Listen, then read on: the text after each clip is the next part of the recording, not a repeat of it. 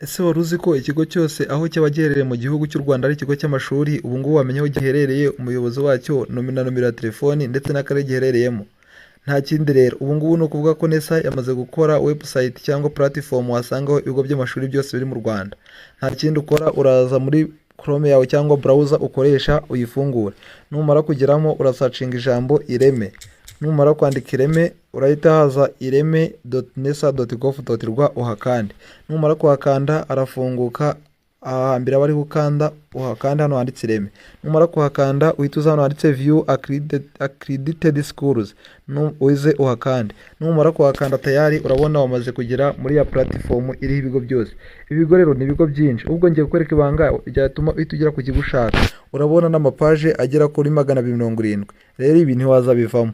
Reka duhere ku kigo cya mbere. Urabona ikigo cya mbere ni ikigo cyitwa 2&5 Christian Academy. Ni ikigo giherereye Nyarugunga, Kicukiro mu mujyi wa Kigali. Ni ikigo cya privé, bakaba biga bataha. Urabona hano contact email, igihe ushaka uhita uza ugakanda hano kuri click to view details ukahakanda. Iyo umaze kuhakanda rero location urabona hano bayiguhaye. Niba bayiguhaye rero urabona ari andi makuru arebana n'ikigo school details. Ikigo ni privé, ikindi kiga gitaha. Amakuru rero hari contact information. Hano hari email y'ikigo, hano hakaza ndetse na nomero za telefoni z'ikigo. Hano hasi murabona amashami bafite ni primaire gusa. Tukajya ku kigo cya kabiri, n'iki kigo nacyo reka tukirebe, kino cyitwa Abudra, tukagikandaho.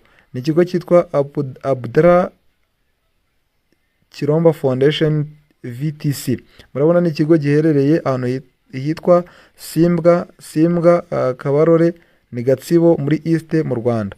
Murabona private ni private, hanyuma ni day biga bataha, email yabo ndetse hakaza na nomero ya telefoni, hakaza na combination bigisha ni tailoring n'ubudozi.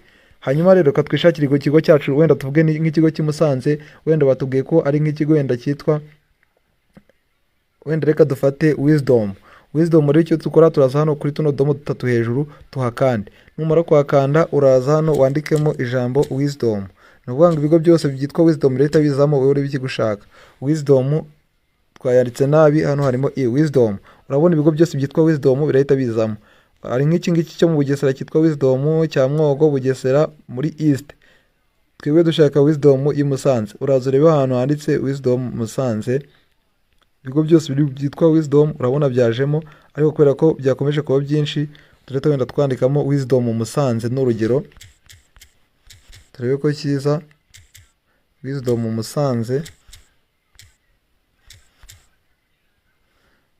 Musanze.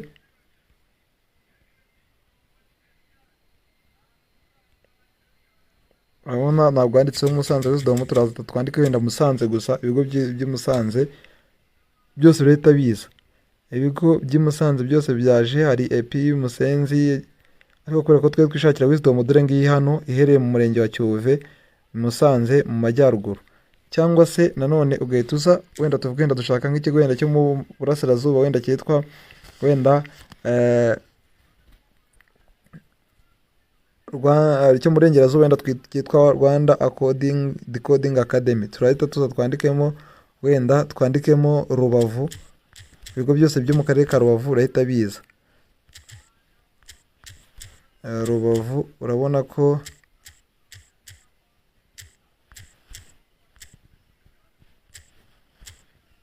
ibigo byose byo mu karere ka Rubavu byahise biza. Murabona turahita tuza dushake cya kigo cyacu twashakaga. Hanyuma rero twebwe kubera ko wenda dushaka ikigo wenda tuzi ibyo bigisha cyangwa se tuzi ibyo biga, twebwe turahita tuza hano kuri filter, ubundi buryo bwo gushaka ikigo. Niba uzi intara ushobora guhita uza ugahitamo intara, wenda reka tuvuge wenda nk'intara wenda y'amajyaruguru, cyangwa reka dufate nko muri East, duhitemo East. Tumara guhitamo East turahita twongera tuze dukande hano kuri filter, wenda duhitemo akarere wenda batubwiye ko wenda ari Gatsibo, wenda Gatsibo duhita tuza twongera dukande kuri filter.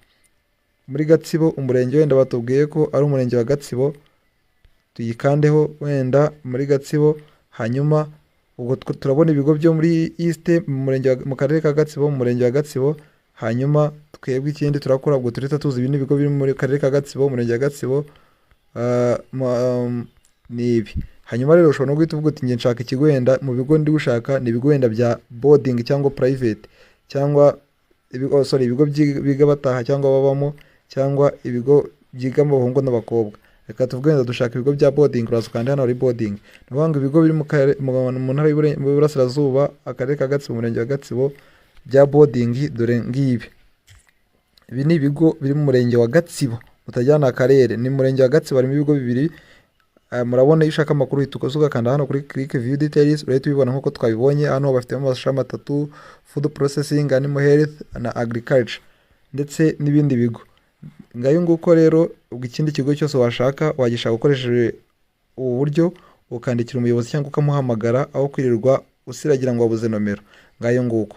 Ubwo rero ndumva twasubikira ngaha. Ari nk'ikindi mwifuza ko twavuga wenda uburyo umuntu yarekarama asaba guhindurirwa ikigo, mwambwira tukabikora muri comment. Murakoze.